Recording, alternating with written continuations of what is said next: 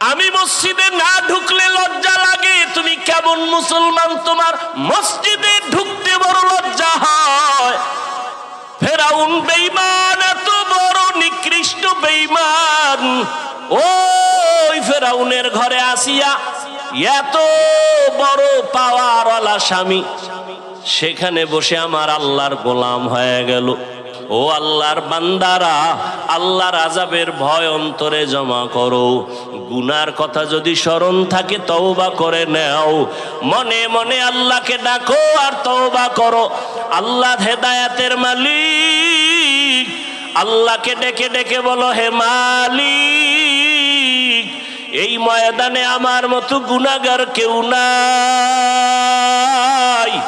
ও আল্লাহ, আমার মতো যুবক যদি স্কুল কলেজে পড়িয়া নামাজ পড়ে, আমি কেন পারবো না? ব্যবসা চাকরি